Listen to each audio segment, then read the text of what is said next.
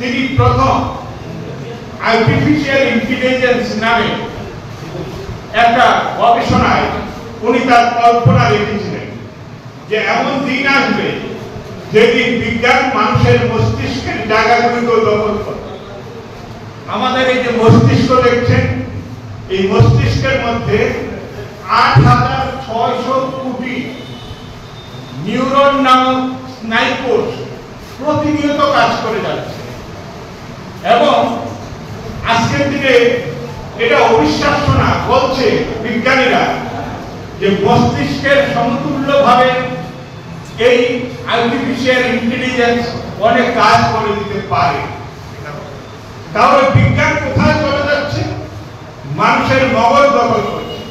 কিন্তু বিজ্ঞান আজকে এই জায়গায় যেতে পারেনি যেখানে দাঁড়িয়ে রক্তের বিনিময়ে পাল্টা রক্ত তারা উৎপাদন করতে পারে। সেই কারণে রক্তের চাহিদা এবং রক্তদানের গুরুত্ব রয়েছে। আমরা যারা এই সংগঠন করি, আমরা এই রক্তদান করার মধ্য দিয়ে আমরা একটা মানুষকে শুধু রক্ত দিচ্ছি তা না, যা বিলিয়ে দিচ্ছি তা হচ্ছে মনুষ্যত্ববোধ, যা বিলিয়ে দিচ্ছি তা হচ্ছে মানবতাবোধ, যা বিলিয়ে দিচ্ছি তা হচ্ছে ভালোবাসা, যা বিলিয়ে দিচ্ছি তা হচ্ছে আমাদের এই প্রকৃতিগত মানুষের মেলবন্ধন, যেখানটায় দাঁড়িয়ে হিংসা, বিদ্বেষ, জিজ্ঞাসার পরিবর্তে একটা সুন্দর পৃথিবী গড়ে দিতে পারে।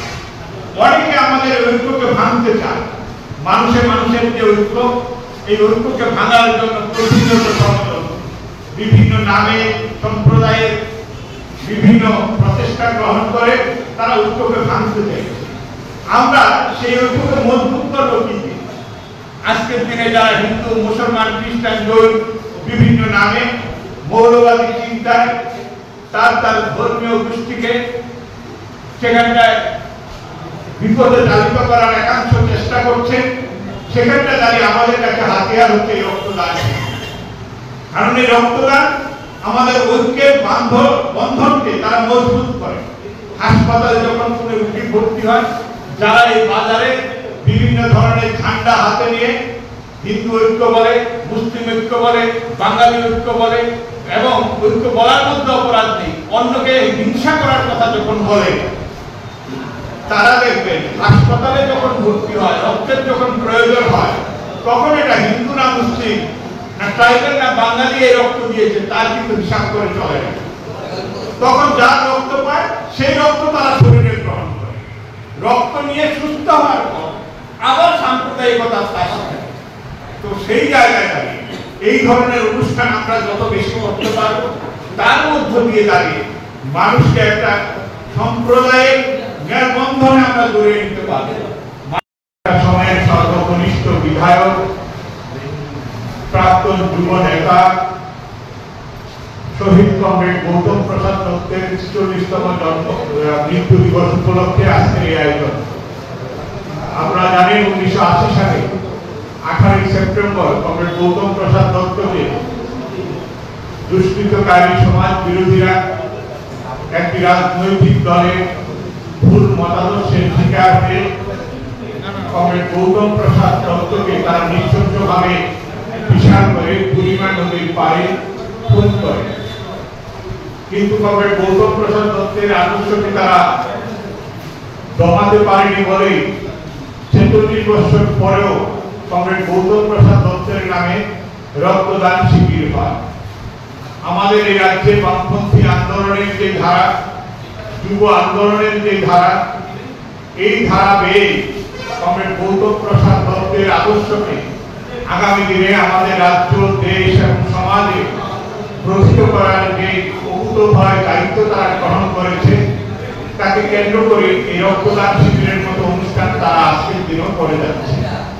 আমি প্রথমে এই বিপ্লবী যুব সংগঠনকে গণ আন্দোলনের তরফ থেকে হার্দিক অভিনন্দন এবং শুভেচ্ছা জ্ঞাপন করছি।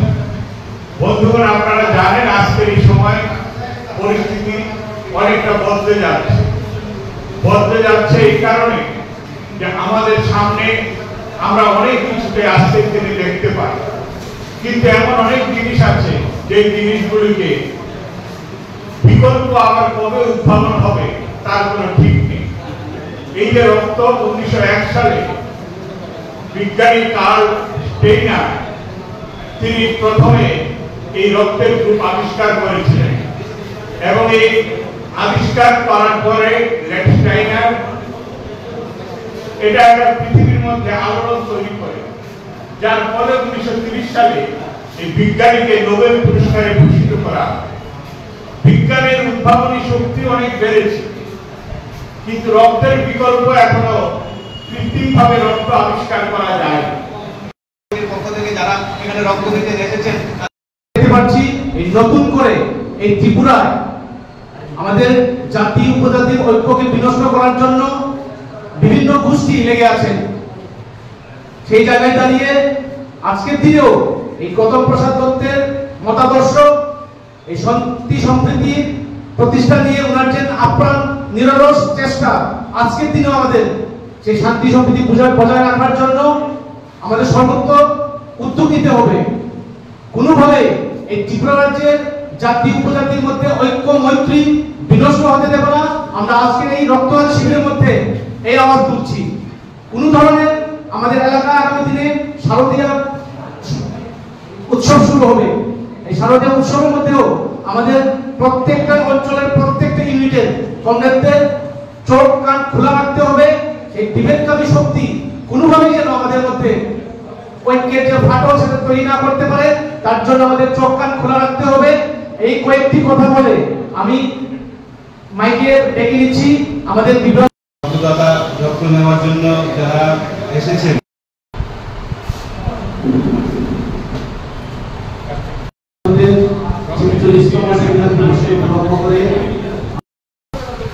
শহীদ কমরেড কমরেড পার্থপ্রতিম মজুমদারকে অনুরোধ করবো। আজকে আমরা মিলিত হয়েছি এই রক্তদানে। আমরা যখন এই রক্তদান করছি এসএফআই বিশালগড় এই শান্তির বার্তা নিয়ে উনি যখন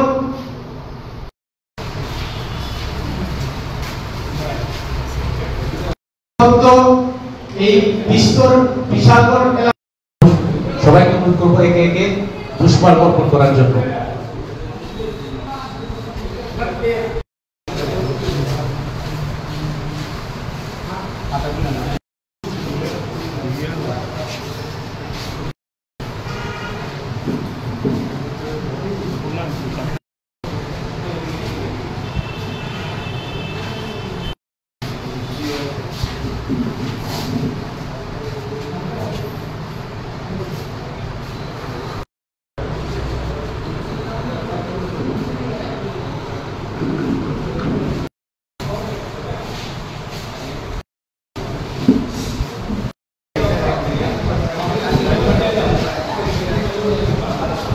গুরুত্বপূর্ণ একটা দিক সেইখানটায় আমরা যারা এই সংগঠনের সঙ্গে যুক্ত আছে, আমাদের কর্মী বন্ধুরা, ভারতের গণতান্ত্রিক যুব ফেডারেশন, ভারতের ছাত্র ফেডারেশনের মতো সংগঠন, তারা এই ধরনের আয়োজন আরো বেশি করে করবেন, এটা আমি প্রত্যাশা রাখি। গতকালকে এসএফআই এর উদ্যোগে চরিলামে এই ধরনের কমরেড গৌতম প্রসাদ দত্তের স্মরণে একটা স্বাস্থ্য শিবির করেছে। আজকে বিআইটির উদ্যোগে এখানে রক্তদান শিবির হচ্ছে। আগামী 18 সেপ্টেম্বর এই হল ঘরে কমরেড গৌতম প্রসাদ দত্তের স্মরণে হল সভা অনুষ্ঠিত হবে সকাল 11টায়।